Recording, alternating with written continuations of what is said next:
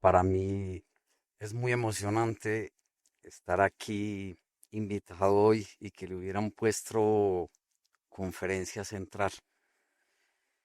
Me asusté mucho, a pesar de que a veces estoy en distintos escenarios del país o fuera de él, pero soy honesto, me gusta más estar en el campo, me gusta más estar en colegios, caminando entre campesinos, hombres y mujeres de mi país. No conozco una guerra distinta a la colombiana, pero conozco este país, su esperanza, su dignidad. Conozco la bondad, conozco esos territorios que desde antes de nacer, obviamente, estaban en guerra y me arrebataron a mis abuelos, a mis tíos. Pero le agradezco a un papá y a una mamá campesinos con primaria que hubieran sembrado en nosotros el amor por la vida, el respeto y la dignidad. Unos padres y una familia con ética y educación, a pesar de que nunca pisaron una universidad para obtener un título. Y digo esto porque a veces creemos que ser educado es tener títulos y hablar dos o tres idiomas, tener posgrados. Conozco mucha gente maleducada en Colombia, sin ética, sin dignidad, sin humanidad. Y de pronto miento si digo que mi padre no pisó una universidad, pero sí, mi padre pisó la Universidad Nacional de Colombia con segundo de primaria. Trabajaba en Medellín, en el área de zootecnia, con gallinas, vacas y marranos. Y en esa universidad, junto a mi madre, que venía también del campo, la universidad fue nuestra finca y siempre nos enseñaron que la educación era el mejor camino para el desarrollo de nuestra familia. Y se empecinaron en eso. Como hoy no voy a mostrar fotos de mi padre ni de mi familia, sino que voy a hablar del país y voy a hablar de nuestra gente. Sí quiero decirles que en mi casa me enseñaron a ver múltiples verdades. Por eso estas fotografías con las que empiezo en esta presentación, esta fotografía nos habla de el espejo roto. ¿Qué es la verdad en un país como el nuestro? La tienen los de la derecha o la izquierda, la tienen los godos, los comunistas, la tienen los curas, los académicos. Y yo como periodista he tratado de acercarme a esa verdad para juntar los fragmentos del espejo roto. Es una fotografía tomada en Jurado, Chocó, después de un ataque guerrillero de las FARC en el que murieron 23 infantes de marina, un policía y el carpintero del pueblo. Y me sirve a mí para decirles qué hago yo como periodista y qué es lo que vamos a hacer hoy. Juntar los fragmentos para que podamos mirar ese país desde los dolores, pero también desde la humanidad.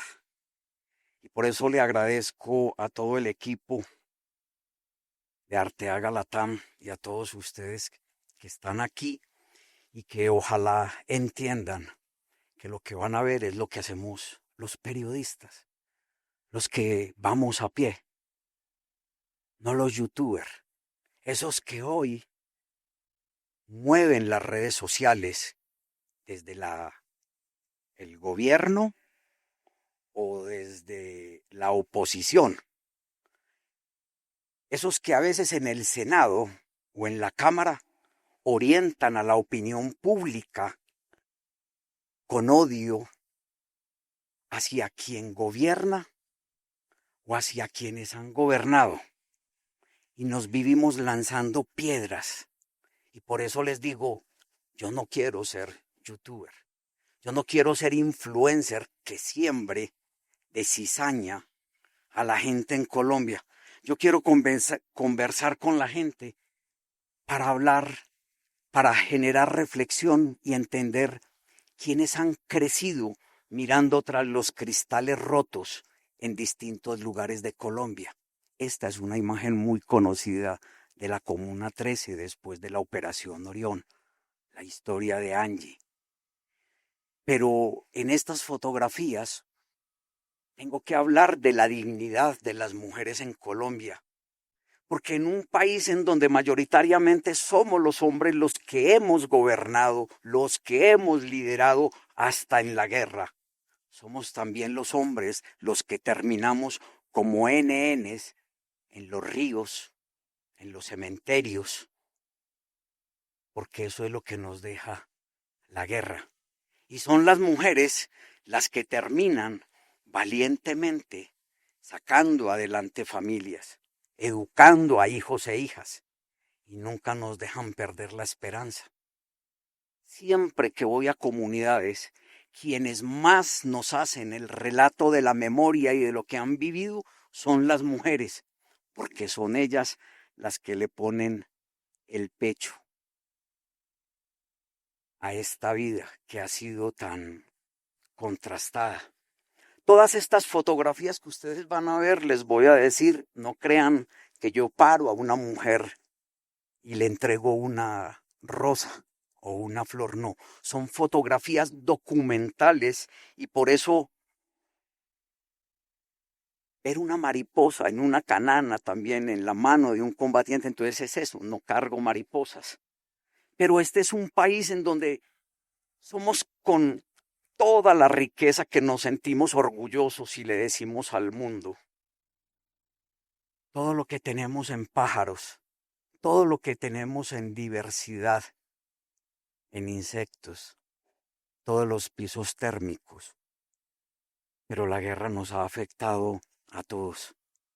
Solo que la guerra la han vivido especialmente comunidades negras e indígenas, comunidades campesinas. Y cuando les voy a pedir el favor, si me regalan un poquito de agua porque estoy muy emocionado, siempre me emociono y estoy nervioso, pero es para poderles contar acá que he visto esas mariposas que se pegan en la canana de un paramilitar o de un guerrillero. Y quizás a veces todos se burlan porque cuando yo voy a hacer las fotos, ellos creen que yo voy buscando las armas, si es punto 50, punto 30 o punto aparte. Y yo voy buscando la vida. Y se burlan de mí porque en el campo de entrenamiento una mariposa interrumpe el entrenamiento y yo salgo persiguiendo como un loco una mariposa. Y todos dicen, al que se le pegue la mariposa es un marica. Entonces nadie quiere que una mariposa se le pegue en el pecho o en la canana. Y no entienden que yo lo que estoy tratando es de generar una reflexión y entender que ahí está la vida y que prefiero un país con muchos maricas y no un país con gente armada. Porque esas mariposas, la anterior en el pecho de un paramilitar del bloque metro, muy de moda estos días el bloque metro, o esta en el pecho de una escolta de Antonio García. Y siempre la misma, que no quede mi rostro.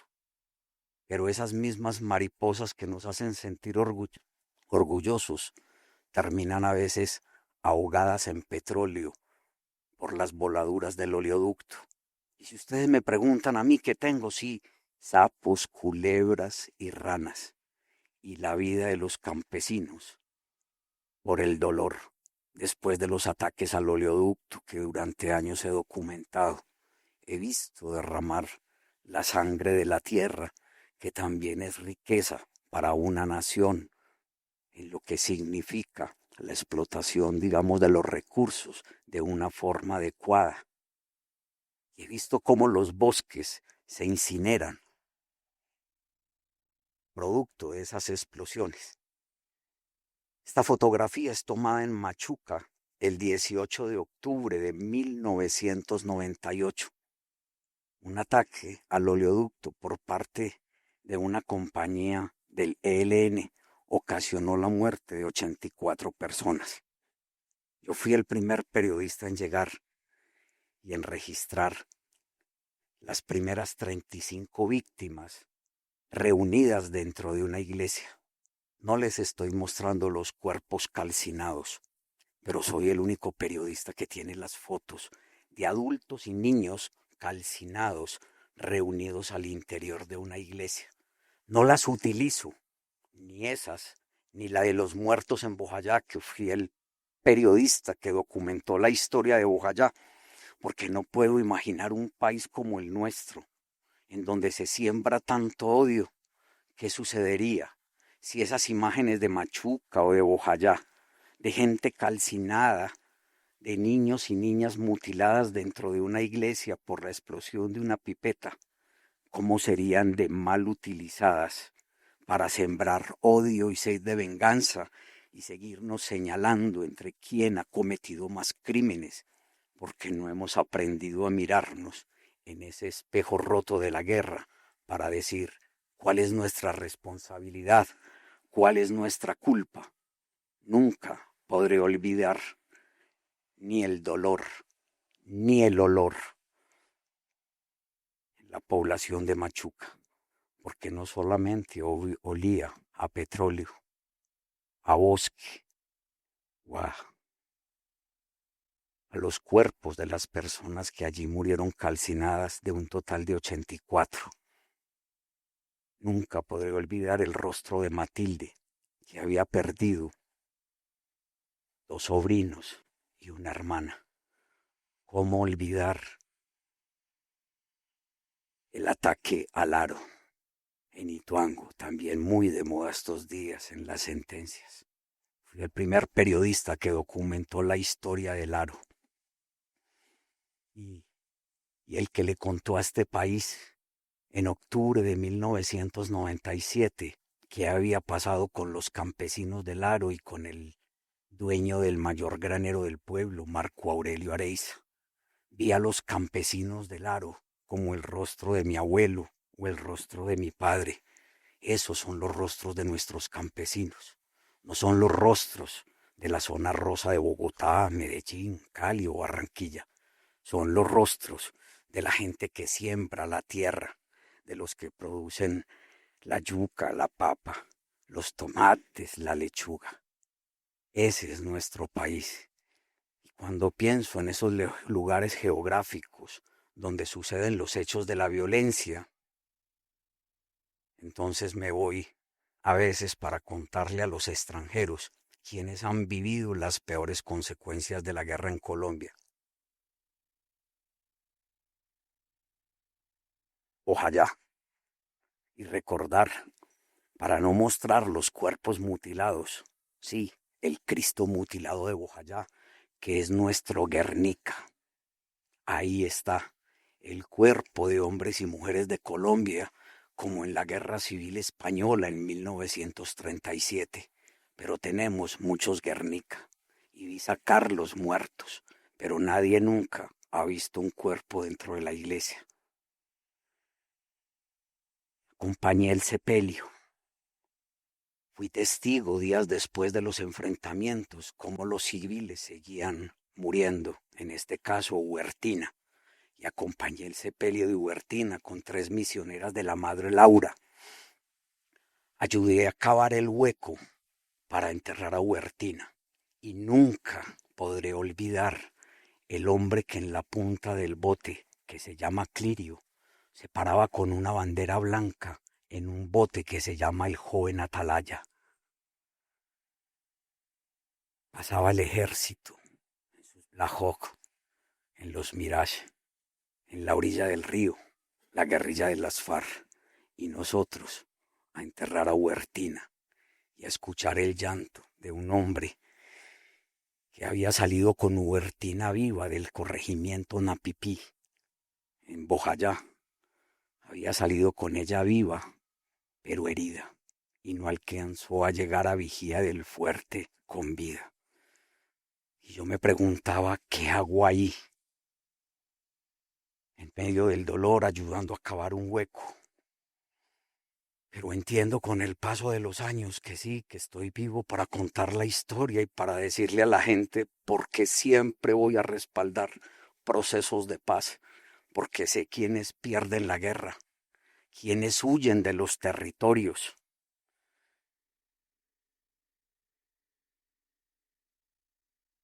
Soy del partido de las mamás. No quiero que me vinculen a ningún partido político, porque sé lo que sufre la mamá de un habitante negro o indígena, la esposa de un hombre o una mujer que pierden la guerra. Pero también acompaño a las familias cuando retornan y estuve en el retorno de Bojayá y vi a las familias retornar felices 4 meses después, el 2 de septiembre de 2002, y nunca podré olvidar el rostro de Eugenio Palacio, que había huido con su esposa en embarazo, Felipa Córdoba, y retornar a Bojayá con una niña de 31 días de nacida el 2 de septiembre de 2002. Y la gente retornar con alegría, a pesar de que la guerra continuaba. Salir a las 8 de la mañana, llegar a las 8 de la noche a Bojayá y después, al mes siguiente, ser testigo de la primera misa en ese mismo lugar donde vi el Cristo mutilado.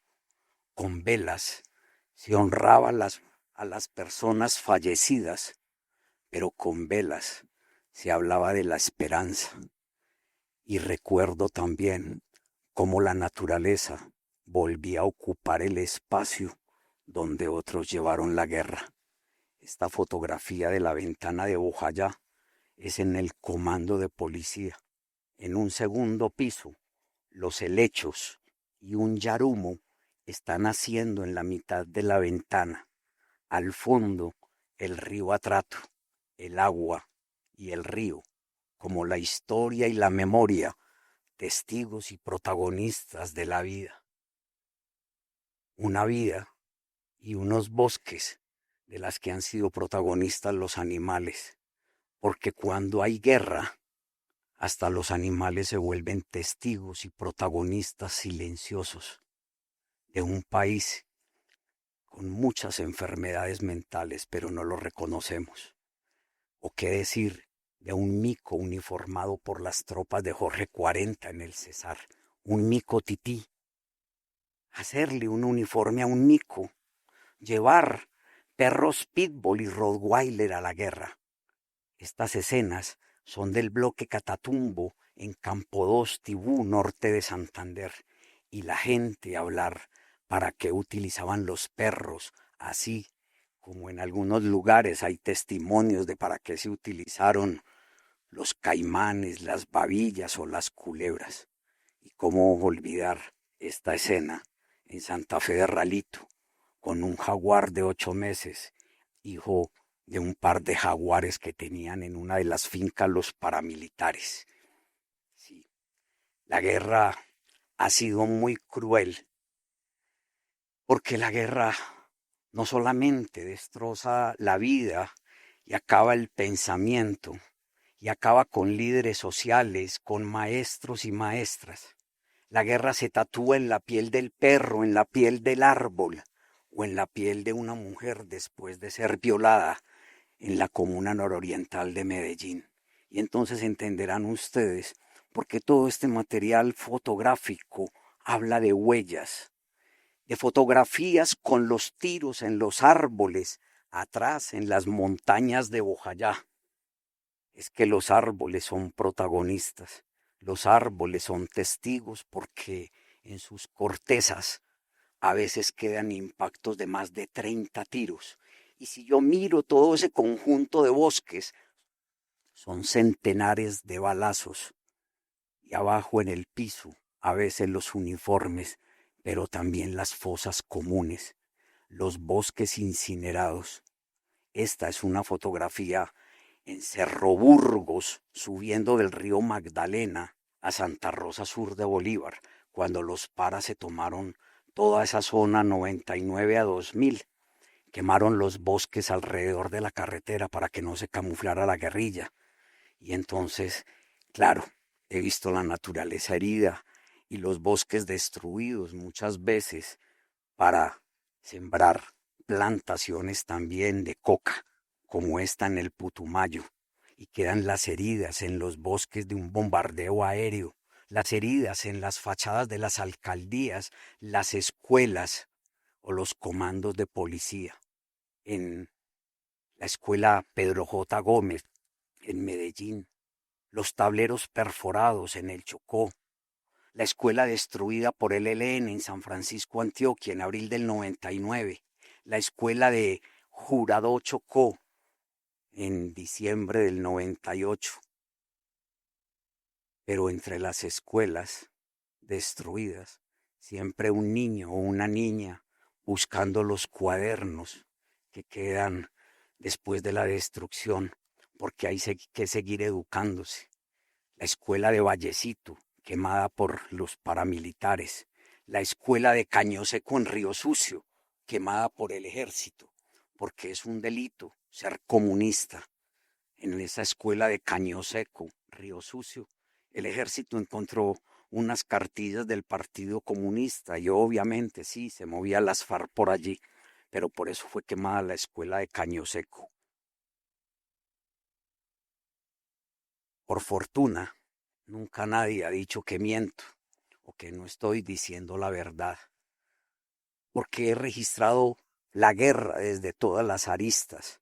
Les dije que era del Partido de las Madres y que voy generalmente detrás, caminando a pie con las víctimas, con campesinos y campesinas.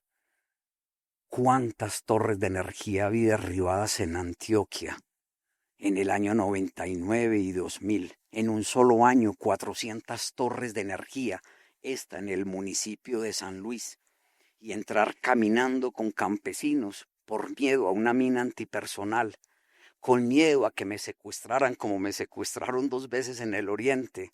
Una de esas veces, después de hacer estas fotos en la que muchos carros estaban quemados en la vía Medellín-Bogotá, cerrada por la guerrilla del ELN en el año 2000. Y sí, ver a los campesinos huyendo con neveras al hombro con sus hijos, en este caso, después de una masacre cometida por las FARC en San Carlos, Antioquia, en enero de 2003, y ver a Misael huyendo con su hija Karina, que lleva los pies en el aire y un pequeño bolso. A Misael también lo vi sacar los cerdos, las gallinas, la ropa y todos sus hijos.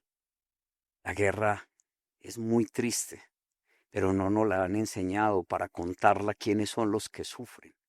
Los Nucacmacú en San José del Guaviare, desplazados porque otros llegaron para sembrar coca.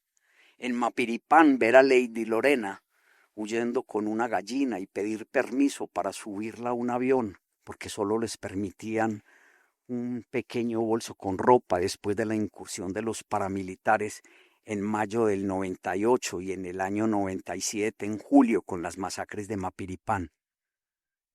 Lady Lorena, con su madre Carmen Tulia Vázquez, y encontrarme siempre con estos niños y niñas, a veces hijos de firmantes del acuerdo de paz, como el niño que está en la fotografía, en Urabá, en el año 95, hijo de reincorporados del EPL y la corriente de renovación socialista, con un proyecto de pesca artesanal de un país en el que la vida de los campesinos, y pienso hoy en el Catatumbo, en el Cauca, en el Chocó, en Arauca o en el Putumayo y en el Caquetá y en tantos lugares de la geografía, el cielo, el mar, los ríos o las montañas se invaden por la guerra.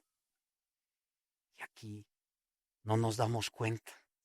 Aquí seguimos a veces en muchas discusiones y nuestros dirigentes no entienden que ese dolor que viven allá tenemos que resolverlo. Yo por eso les decía ahora, le apuesto siempre a procesos de paz, porque entiendo quiénes terminan a veces dominando los territorios.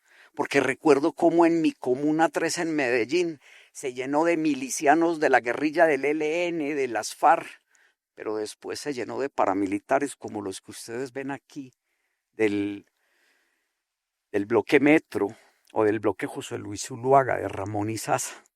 Y claro que fui testigo y tomé la fotografía de ese paramilitar entre el ejército diciendo a quién había que detener. Pero quiero hacer también una reflexión. ¿Alguien alguna vez se preguntó quién formó ese paramilitar? Lo formó la guerrilla, porque ese muchacho primero, a quien le decían el Gomelo, primero lo formó la guerrilla, después lo recicló los paramilitares, después lo recicló el ejército para llevarlo a darle dedo a gente en el barrio. Y al final ya no hay Gomelo porque Gomelo está muerto. Y entonces es entender por qué hay que trabajar por la paz, porque siempre hay que tratar de construirla desde los territorios, no solamente en las ciudades, y que la educación o la paz no sea solamente para la gente que vive en los barrios altos, sino que la paz hay que construirla para que nuestros niños y niñas en muchos lugares de Colombia no sean testigos de esto, de lo que a mí me ha tocado registrar en muchos lugares de Colombia. Ver a niños y niñas desplazadas que se visten todavía hoy con 10 o 15 mil pesos, cuando uno sabe que la guerra se roba gran parte del presupuesto de un país. ¿Cuánto cuesta uniformar a alguien, legal o ilegalmente? Pero la gente en los territorios necesita vivir en paz. Los niños y niñas de Colombia necesitan ser levantados amorosamente en brazos de su padre, pero no levantados por hombres y mujeres que muchas veces han portado las armas. Este es una fotografía no de un paramilitar, era un guerrillero del ELN que hizo parte de la corriente Renovación Socialista, levantando en sus brazos a un hijo porque su compañera se lo llevó al lugar donde estaban en Flor del Monte, Sucre, en diciembre del 93. Todas estas fotografías en distintos lugares de nuestra geografía hablan también de que esos que portan las armas sufren. Nunca podré olvidar a Miguel Arturo Valencia Cardona, a quien la guerrilla de las FARC le mató una hermanita de 13 años de edad, porque él no abandonaba las filas del ejército.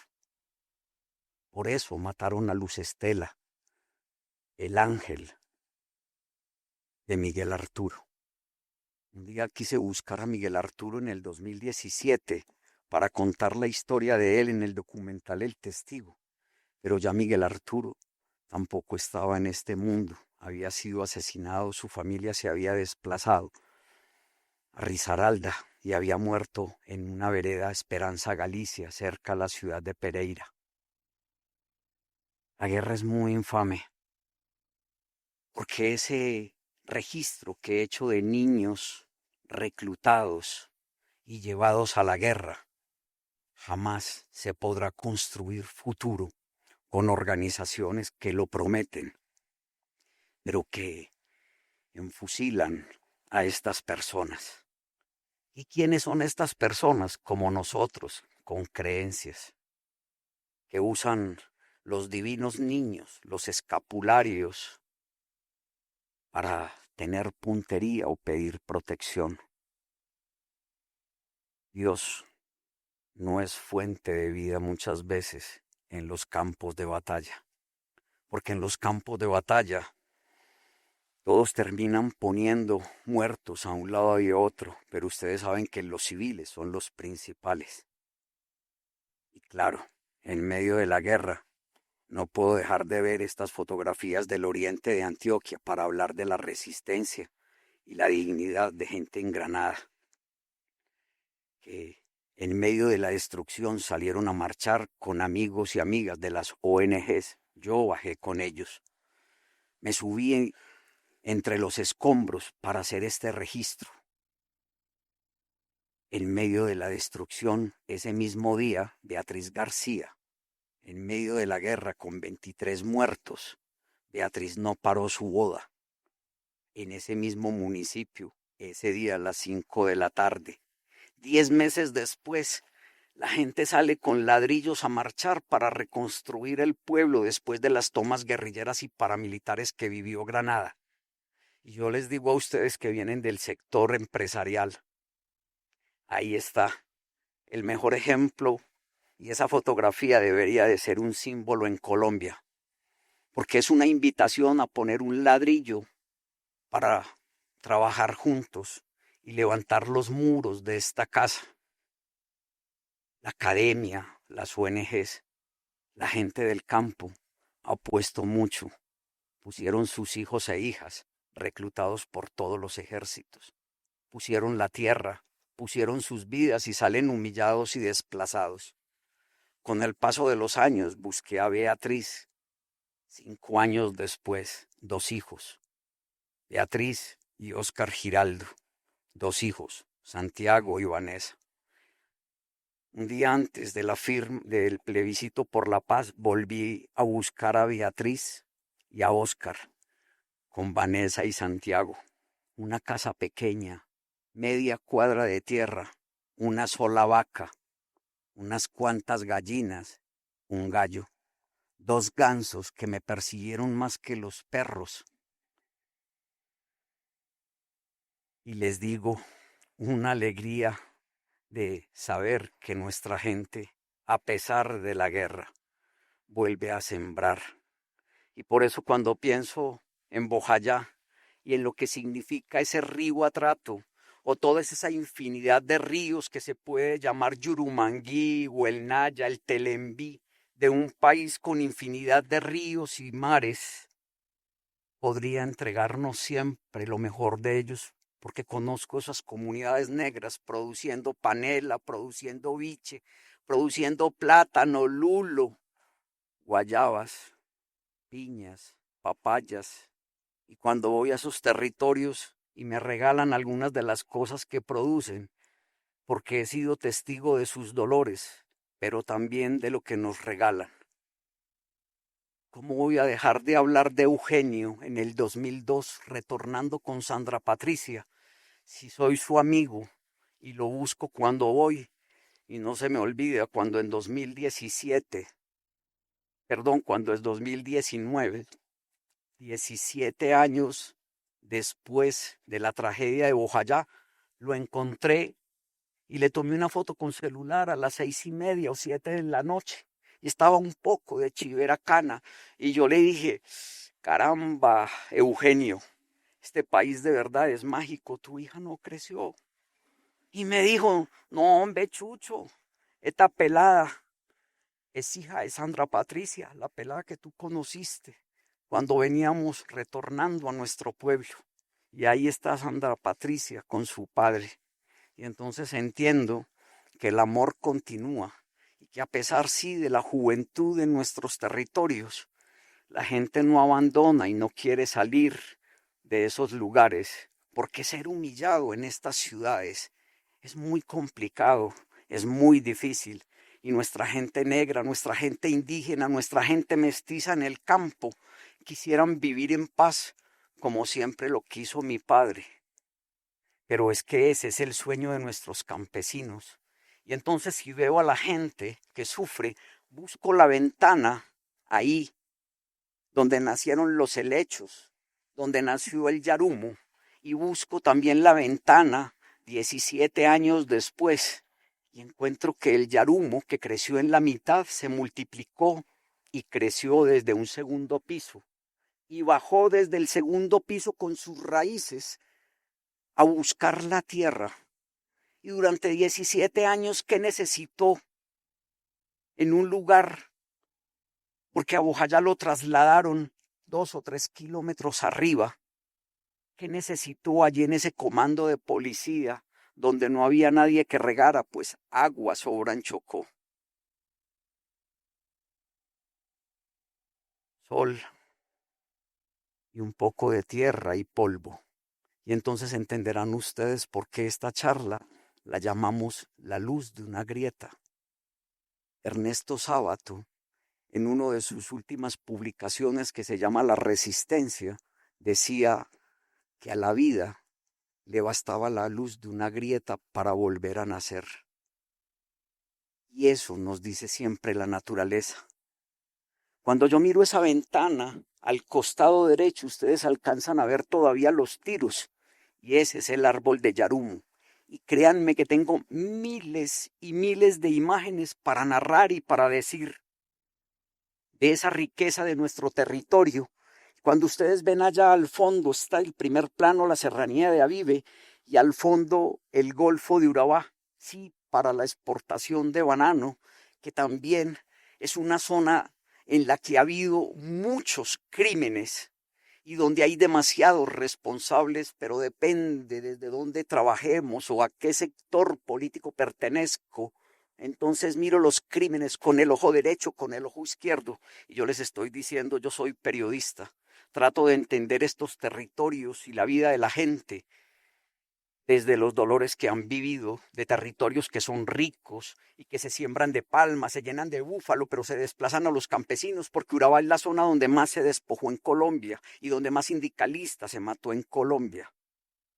Pero también sé que todos esos dolores de muerte de campesinos, febrero del 2005, cuando fui testigo de los hechos en los que mataron dos familias y vi huir a la gente, y fui el único periodista en ir, y no digo fui el único para decirles que soy un berraco, sino porque a veces la independencia que tengo desde el 2001 ha hecho que camine los territorios para entender que toda esa geografía que parecen pinturas o grabados de Goya, por donde huyen nuestros campesinos, así como huyó mi padre y por donde huyeron mis tíos en los años 60, y que todavía hoy, cuando pienso en el Catatumbo este año, vamos a seguir siendo testigos del desplazamiento, del asesinato de nuestra gente, de esas imágenes bíblicas en las que hombres y mujeres caminan por los territorios, huyendo porque matan a sus líderes, como los de San José de Apartadó, a quien el presidente hace poco les pidió perdón por todos los crímenes cometidos, no solamente por el paramilitarismo, sino por el propio ejército colombiano, pero también crímenes cometidos por la guerrilla. Y entre estas fotografías, recordar que allá en San José se tejió la historia de Camila o Galia Patricia, la joven que está con la mano en la cara y un reloj en su muñeca, a la que vi enterrar a su padre, Alfonso Bolívar, y a sus dos hermanitos de 20 meses y 5 años de edad, Natalia y Santiago. Febrero 28 de 2005. Nunca más la volví a ver. Ella estaba desplazada en Medellín, pero después volvió al territorio y nunca supe de ella hasta el 2017, gracias al acuerdo de paz, cuando la encontré de nuevo en un frente de las FARC el 58. Es la segunda de izquierda a derecha, la misma niña de la Cruz. Se metió por venganza. A sus hermanitos los mataron para que no crecieran en un territorio donde después iban a ser tildados de guerrillero. Fue condenado, sí, hay paramilitares.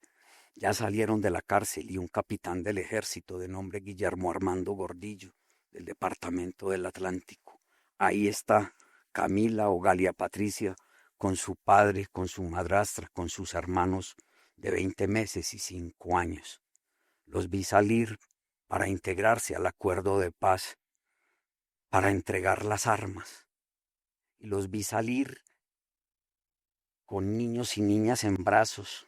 Vi a hombres con ametralladoras fabricadas en Estados Unidos, como el amigo Campa o Arquímedes Álvarez. Lleva en sus brazos una ametralladora .50.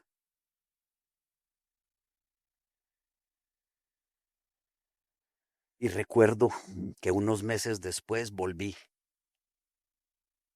Camila y su esposo Luis Fernando le estaban enseñando a dar los primeros pasos allá en el lugar de Tierra Alta, Córdoba. Estaban enseñándole a caminar a Nicole Charif. Y le dije a Camila que cuando ella saliera de ese lugar, porque ella quería no estar en un lugar con más compañeros que habían firmado la paz, ella quería ir a sembrar cacao. Se fueron para la casa de su compañero, de su suegro, y le dije, siempre, siempre, por favor, hazle videos y fotografías a tu niña con la cámara celular.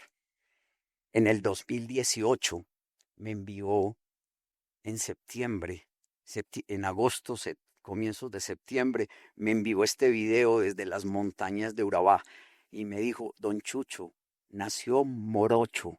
Y yo, ¿y quién es Morocho? Y me dijo, un potrico de una yegua allá en la finca donde vivimos.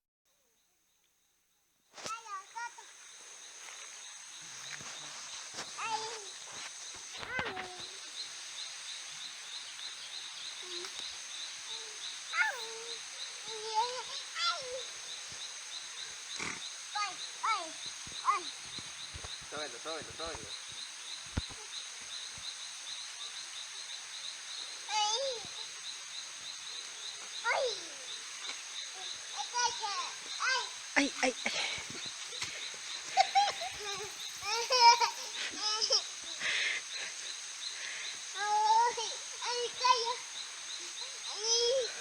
Monte a caballo. Su padre Luis Fernando tiene también una historia que hoy no puedo contar. No tengo tiempo, son demasiadas fotografías, pero decirles que sí, que fui a conocer a Morocho, que fui a conocer a la niña que descalza caminaba ya con botas rosadas como una Power Ranger, que estaba recogiendo cacao con su papá y con su mamá, que luego ellos pudieron terminar la primaria y recibieron el título gracias a los acuerdos de paz,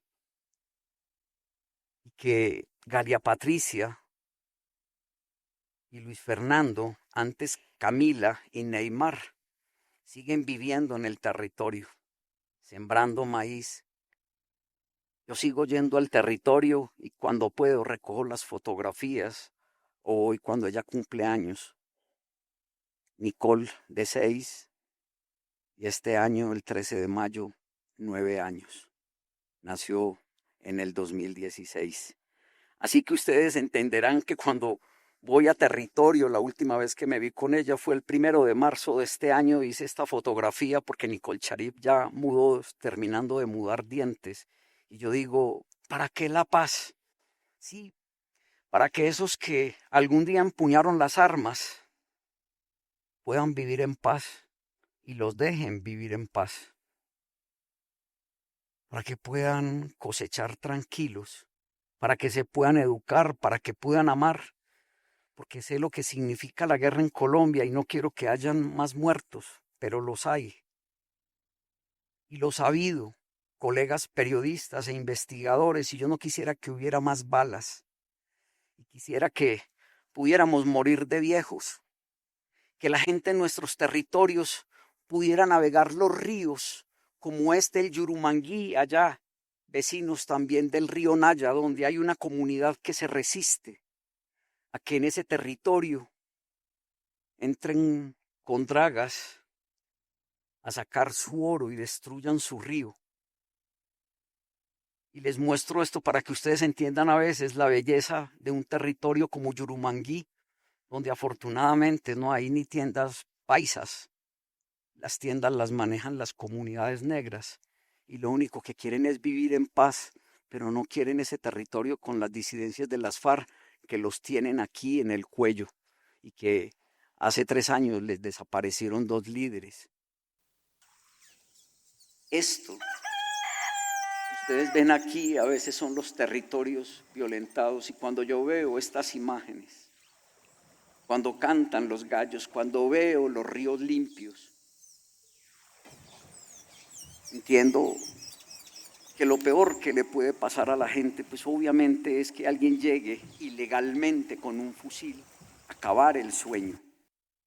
Y por eso también su resistencia, denunciando sus muertos y desaparecidos.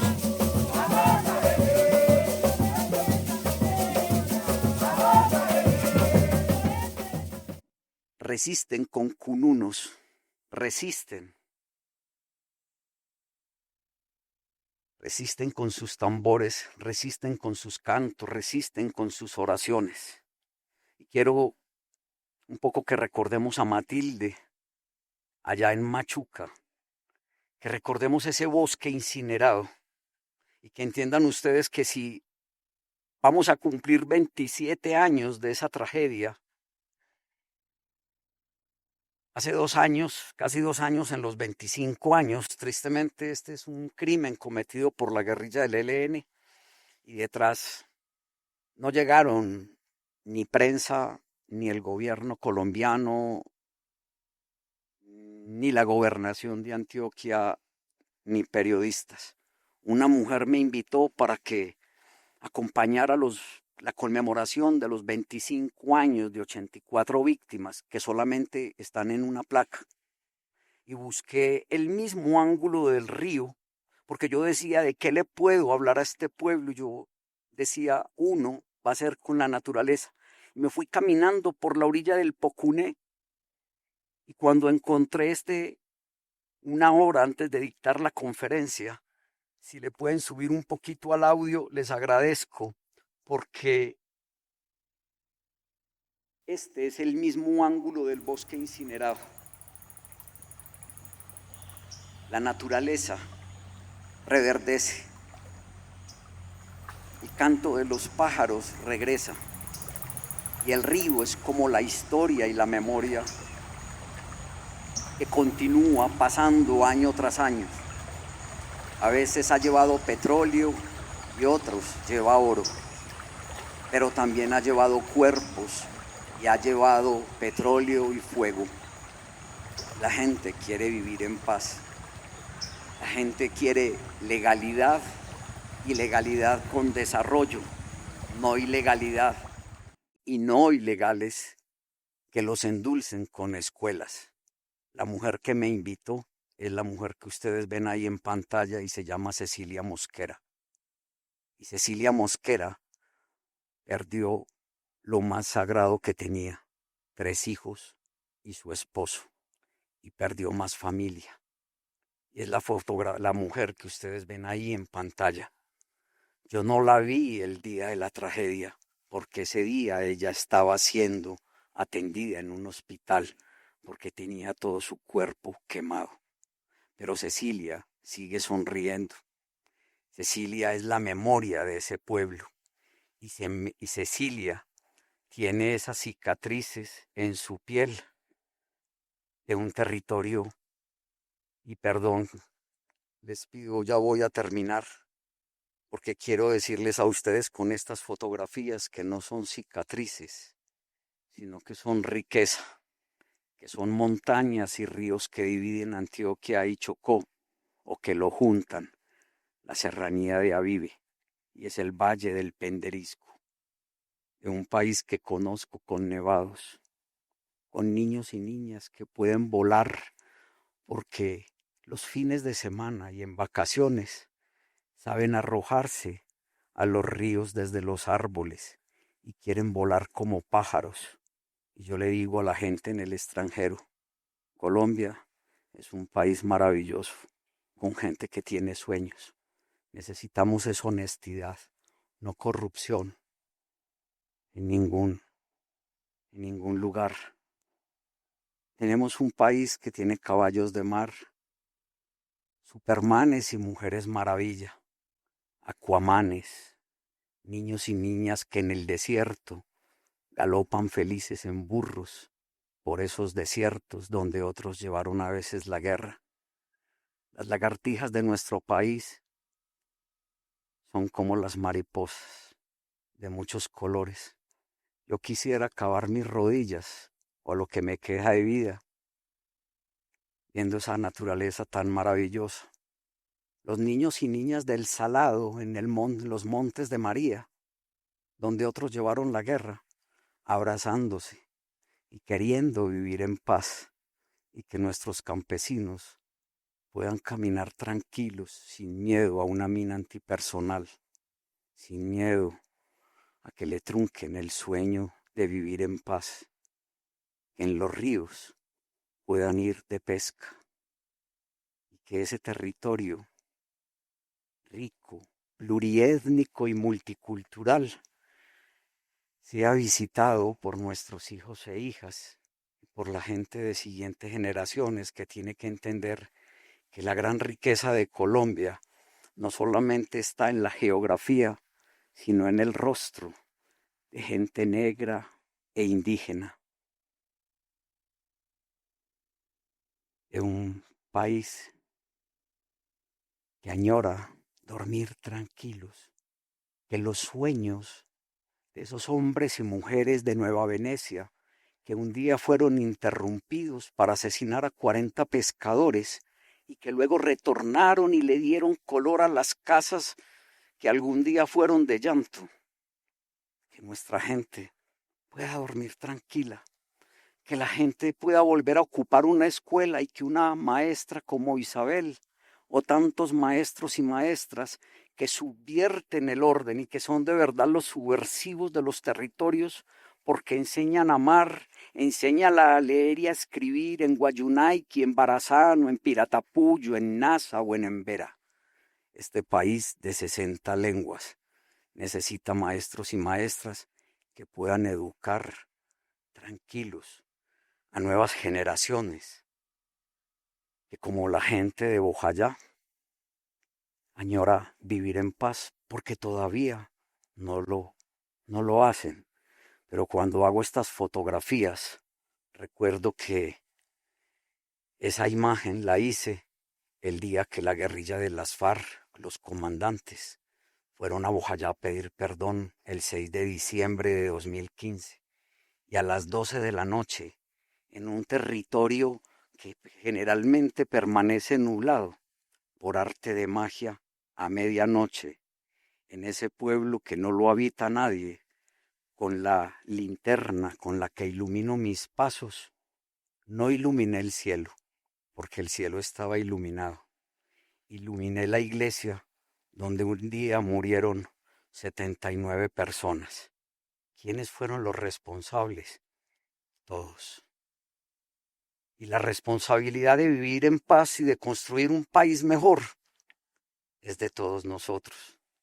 Y por eso los invito a cargar ladrillos, a reconstruir este país y apostarle al desarrollo, independientemente del sector que ustedes representen, porque esta casa y causa común llamada Colombia, nosotros somos pasajeros y esos cielos tienen que ser testigos de la esperanza que ustedes siembren desde el trabajo y la apuesta por el desarrollo que realicen con esas personas que habitan en esos lugares apartados.